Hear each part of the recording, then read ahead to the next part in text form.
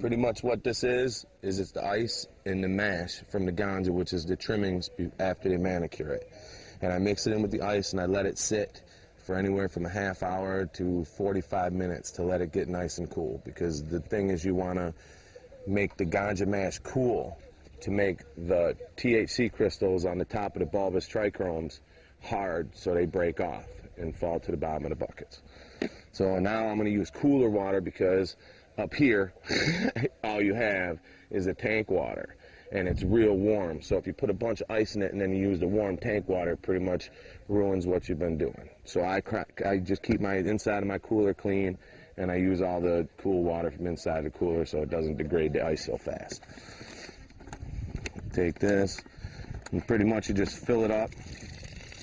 You're going to fill this up till right to where it gets to the top, right about this, the lowest part of the ganja that's visible, because it's all going to pretty much settle down once you start spinning it.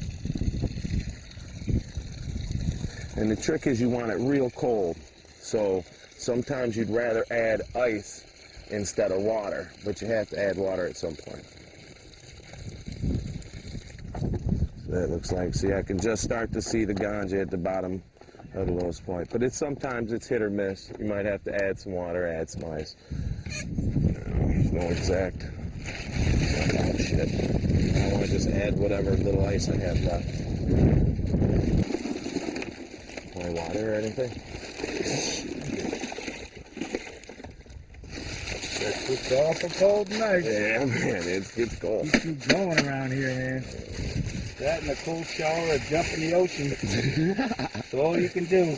Yeah, there's so many other things to do down here that some people would think this is a waste of time, but you know, when you're going to be down here for a while and you enjoy the finer things, and you're more of a connoisseur than just a, you know, high on.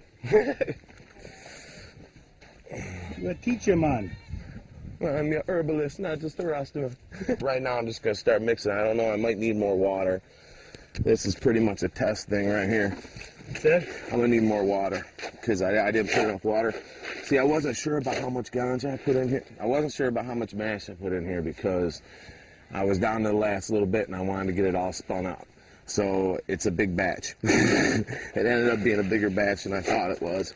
And a lot of the ice is still solid in here. None of it melted out. I thought maybe sitting out there in the sun, some of it would have melted out. Is this just leaf or is it buds? Yeah, it's just well, it's a mix. The mash down here is pretty much a mix of all the leaves and stuff that they trim off and all the like unsellable buds. Pretty stalk much. too? Yeah. Stalk? Yeah, when you get the original mash, I wish I still had. The mash came in this. I had this was full of mash, and it was 8 3/4 pounds of mash. Okay. So it had all different stuff in it. You know, I mean, you have to pick through the mash down here because you'll find all kinds of stuff in it, like wire and roots and chunks of dirt. I found fish bones. You'll find all kinds of interesting stuff. You'll find people's, like Rizlas, you know, where they rip off the glue and they throw the Rizla away. So that's important to get out of it? Yeah, because you don't want, well, especially the metals and the sharp things like that, because they'll damage your bags. And the bags are, you know, you don't want to damage your bags because you did spend money for them, so you want to keep them in the best condition you can. So if you put the metal in here and you start spinning it around, you know, you'll damage the inside of your bag. You don't want the thicker stalks and roots in there also, because the big thick stalks could stick through the bottom of the bag when you're mixing, and the roots, pretty much there's nothing contained on them that you want, and they're usually covered with dirt because it's pretty much the roots of the plant. Okay.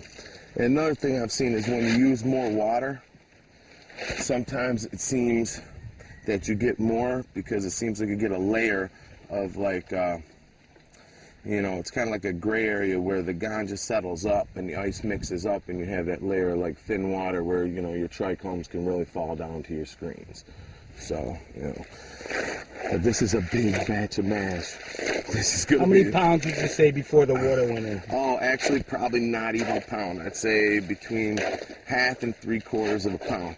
But I got enough ice in here now. I got a lot of ice. See, and that's what you want. But the thing is, it makes it so hard to mix. And then people say use hand mixers. Use hand mixers. And look at it. You think I can get a hand mixer in here? You know? So pretty much as you can stir the stuff up from the bottom. Because I layered it.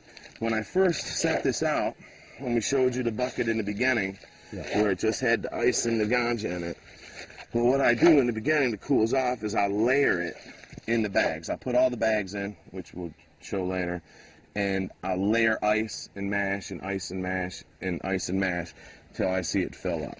And then I'll leave it out and cool it so that it's layered. This will start to, as you mix it up, it'll start to break down. So it'll get easier to mix. And you'll mix the same mash twice. So the second spin is usually a lot easier. But this one's going to be rough. Because you can hear the ice. Can you hear it? Oh, yeah. When I go in there, there's a lot of ice. And it's thick to the bottom. And because I layered it, there's a lot of ganja still on the bottom. And remember I said I wanted to create that gray area at the bottom where a thing would fall through easy. See, I might have just put a little bit too much because I wanted to get this done and finish up my vacation.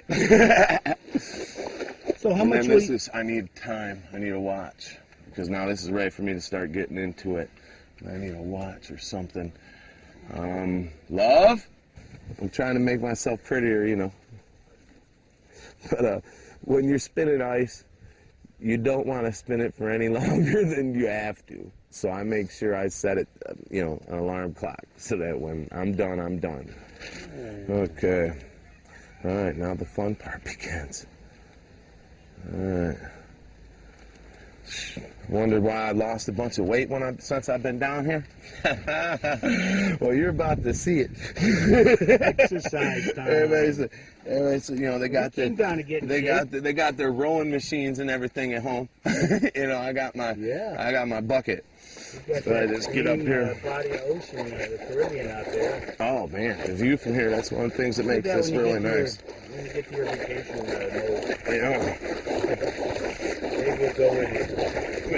Well, I'll make a move, why not? That's where we're going. Yeah, that's where we're going to be heading as soon as I get out of here. It makes most But sense. see, you can hear it crunching. Yeah. And as you go around, you can feel it. The ice and everything crunching against the walls of the bag. You want to create friction because what you want is you want to break the bulbous stalk trichromes off. So you want to get friction. The ice cools them, gets them brittle, and the friction created by the mixing is what breaks them off and makes them settle to the bottom. So some people use hand mixers, but like I said, it'd be rough to get a hand mixer into this. Now the next time we spin it, it'll be a little bit easier because the ice will degrade